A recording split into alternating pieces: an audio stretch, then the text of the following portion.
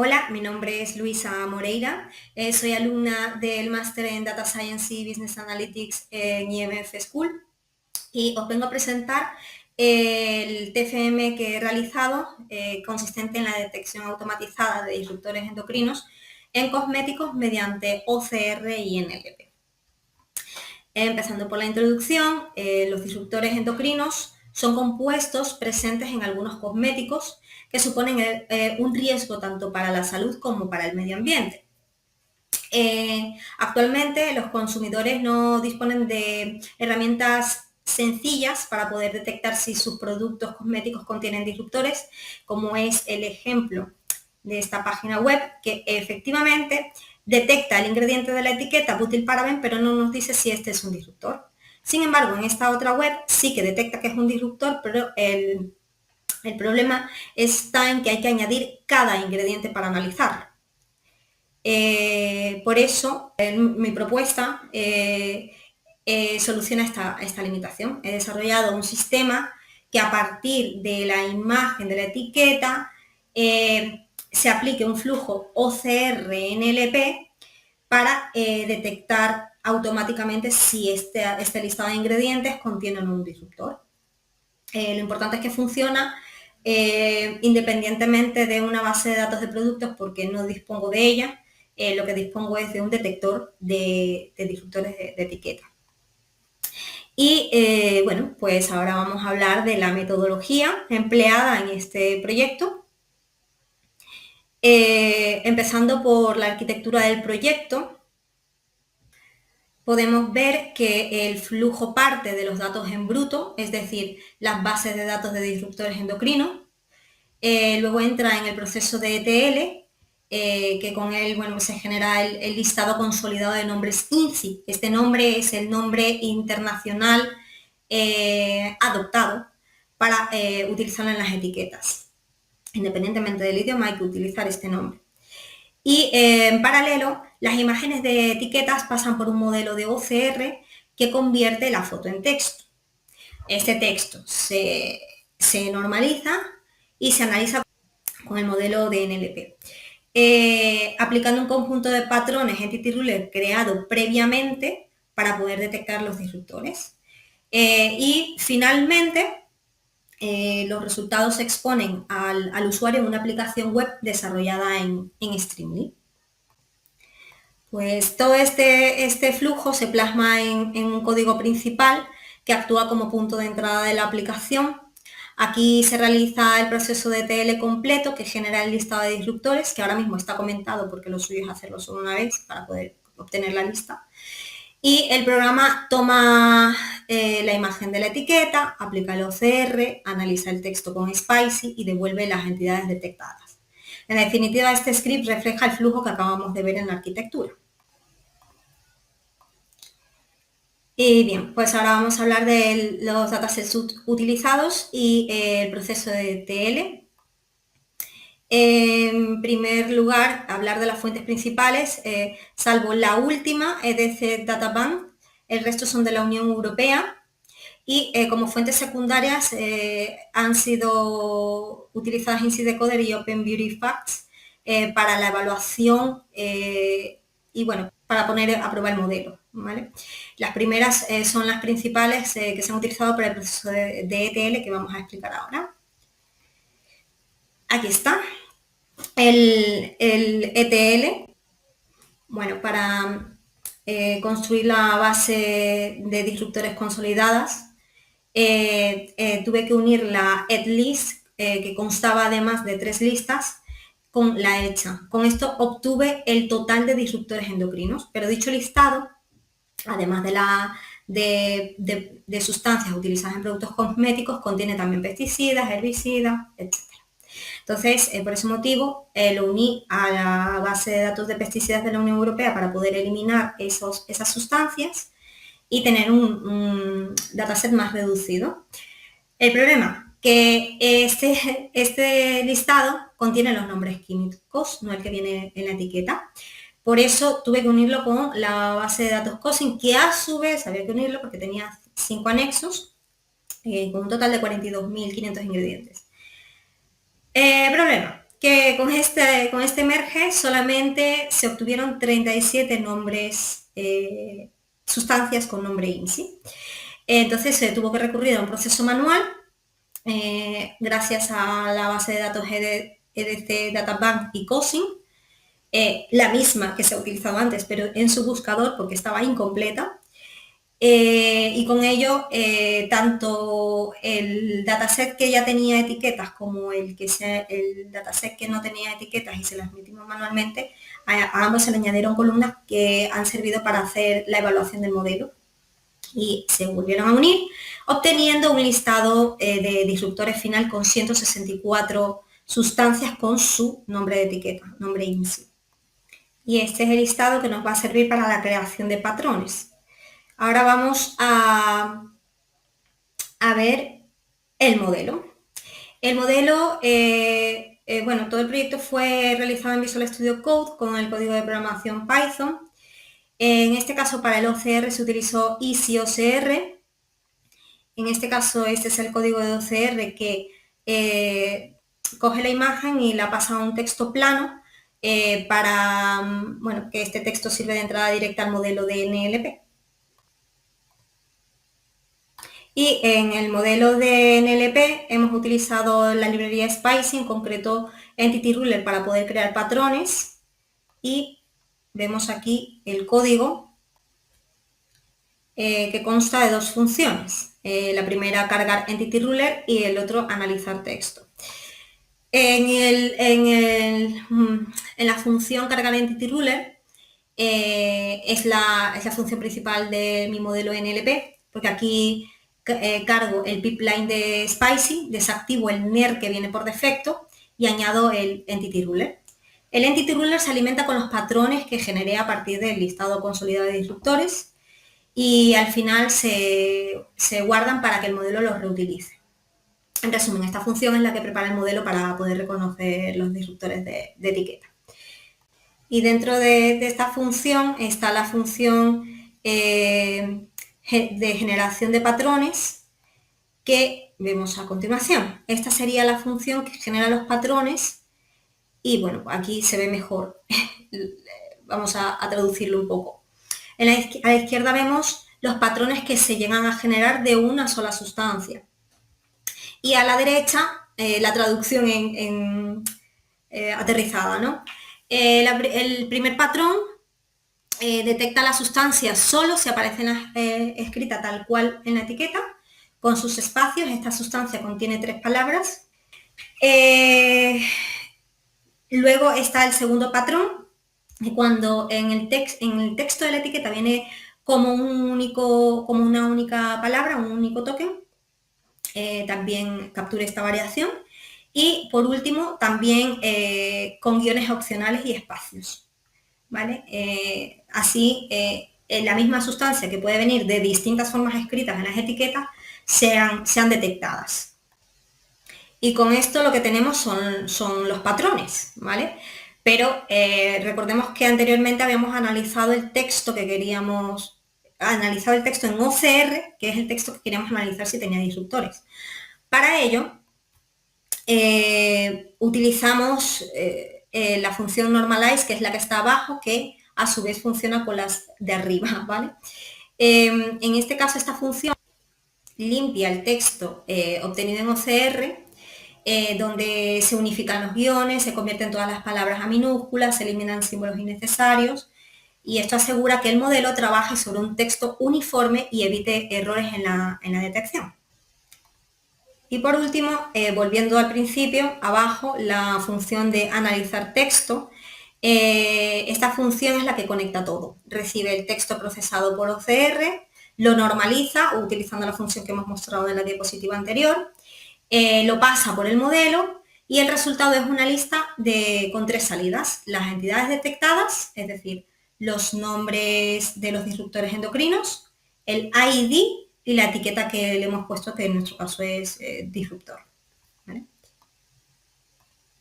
Bueno, y para la validación, como no se trata de un algoritmo de aprendizaje automático, no disponía de librerías para poder evaluar mi modelo. Entonces, eso si se lo hubiese hecho, por ejemplo, con un NER entrenado, pues hubiese tenido a mi disposición esos evaluadores. Pero he tenido que crear, en este caso, estas columnas, vamos a decir así, para poder hacer la comparativa. Lo vemos mejor aquí. Las 5 primeras columnas, ¿vale? Venían en el dataset inicial. El nombre de imagen, el texto analizado en OCR, el nombre de la etiqueta que queremos comparar, el CAS y el SNAME, que son los identificadores únicos de esa sustancia, de triclocarbán, en este caso. Y luego, el modelo que nos da las siguientes 2 filas. Nos da las entidades detectadas, que en este caso detectó, además de triclocarbán, otras 2. Y la siguiente columna que nos da es los IDs detectados. Entonces, en estos IDs se comparan con el CAS y el S-Number para evaluarlo, ¿vale? Entonces, en caso de que hagan match, nuestra columna de acierto toma valor 1. Y como vemos,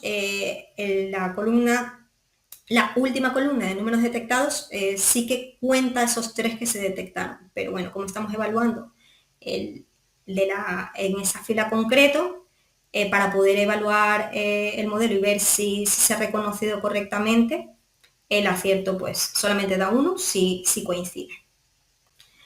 Aquí es importante remarcar que esta es una validación controlada. Tanto se han hecho 2 evaluaciones, tanto para imágenes como para textos. ¿Por qué para 2? Para textos porque quería aislar perdón, que así me muestro y hablo mejor. Quería aislar el NLP del OCR, porque el OCR mete ruido. Entonces, de esta manera, al evaluar el texto y sabiendo que todas las columnas tenían al menos el disruptor que venía en el nombre de etiqueta, el modelo tenía que acertar el 100%, ¿vale? Y luego pues se analizó de la misma manera imágenes de etiquetas, ¿vale? También de forma controlada, es decir, se sabía qué era lo que se comparaba con lo que venía en la etiqueta. Y bueno, pues vamos ahora a mostrar precisamente eso, los resultados. En este caso, para el primer modelo, en el análisis de texto, se obtuvo, como vemos a mediados de esta figura, se obtuvo el 100% de aciertos, ¿vale? También podemos ver en sus estadísticos que el número de sustancias detectadas por término medio han sido 2, es decir, que se han detectado más de las que queríamos, ¿no? Y como máximo 6. Han habido etiquetas que tenían hasta 6 disruptores en sus ingredientes. El de imagen, aquí está. No sé si se puede ver bien. El 97%, ¿vale? En este caso, vemos, por ejemplo, para la primera fila, el nombre de etiqueta termina en guión 3, pero el texto detectado en OCR termina en Z3. Por eso no se ha detectado. Este es el ruido que mete el OCR en el análisis, ¿vale? Y bueno, sus descriptivos también muestran por término medio 2 y 6 como máximo. Y bueno, pues estos serían los resultados de la evaluación, tanto para texto como para imagen.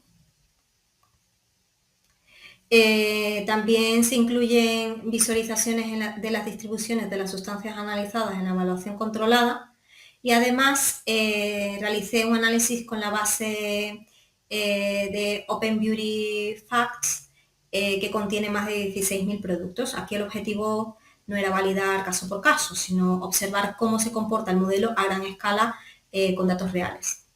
En este caso no voy a explicar las gráficas, simplemente las muestro e invito a consultar esta información en la memoria.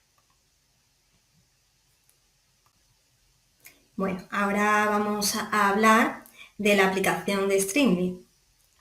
En este caso, todo el flujo se integró en esta aplicación para que el usuario pueda probarlo de forma sencilla. El funcionamiento es muy simple, aquí se cargan los datos y se ve abajo la imagen cargada. Aquí en este caso es un ejemplo de la imagen cargada. La aplicación da el texto extraído y el texto normalizado, ¿vale? Y nos da también si este texto contiene disruptores. Recordemos que los disruptores, no lo he dicho creo, ese listado pueden ser disruptores confirmados o en evaluación y esta información se arroja en la tabla siguiente de información complementaria. Según la fuente original y el anexo COSIM, pues, se ven si están confirmados, evaluados o tal. También se informa del uso de esta sustancia. De esta forma, cualquier persona puede identificar disruptores directamente desde la foto de la etiqueta sin necesidad de conocimientos técnicos. Y por último tenemos las conclusiones a las que hemos llegado. En primer lugar, como se ha ido viendo a lo largo de este vídeo, el proyecto tiene limitaciones, ¿no? Están los errores en el OCR, que hace que no se detecten los disruptores, la cobertura incompleta de los nombres, todavía falta por completar las equivalencias de los disruptores con su nombre INCI, todavía no están todas mapeadas, habría que buscar más fuentes de datos a ver si se consigue. También está lo que viene a ser la rigidez del modelo, porque al estar basado en reglas, se compara con esas reglas, con esos patrones. El NLP no generaliza, en este caso el modelo no generaliza, para eso lo suyo sería pues lo que proponemos ahora, mejoras futuras. Ampliar ese mapeo de nombres de disruptores con su etiqueta, entrenar el modelo NER, un modelo NER que lo que he estado haciendo una prueba con el NER, lo que pasa es que no daba buenos resultados y creo que la solución está en entrenar un modelo, creo, habría que verlo y evaluar todo esto, ¿no? Entrenar el modelo con más datos todavía, pero ya estoy en ello, y complementarlo con las reglas, porque tiene que generalizar, pero tampoco queremos falsos positivos, no queremos un nombre que no sea realmente disruptor y se detecte como tal, ¿vale? Entonces, bueno, pues eso es lo que como mejora futura planteo. Y mejorar el OCR, y también la interfaz de Streamlit que sea más amigable. Como conclusiones, bueno, pues pese al reto que ha supuesto alinear los nombres regulatorios con los nombres INSI, el proyecto demuestra que es posible detectar disruptores a partir de las etiquetas, ¿no? de imágenes reales. Y en conjunto este TFM ofrece una herramienta práctica y escalable sobre todo, y también reproducible. Todo el código está en el repositorio de GitHub. Y bueno, y esto en definitiva acerca al consumidor a la detección de sustancias de riesgo sin necesidad de ser un experto, ¿no? En una nomenclatura científica. Y nada, eso es todo. Agradecer vuestra atención, que ha sido un vídeo largo. Y cualquier consulta, cualquier sugerencia, cualquier cosa que hayáis visto que yo puedo mejorar, agradecería por favor que lo dejarais en los comentarios. Muchas gracias nuevamente, muchas gracias a IMF por la enseñanza, muchas gracias a mi tutora, Juanma Moreno, y nada, espero poder ampliar más este proyecto y seguir subiendo contenido. Gracias.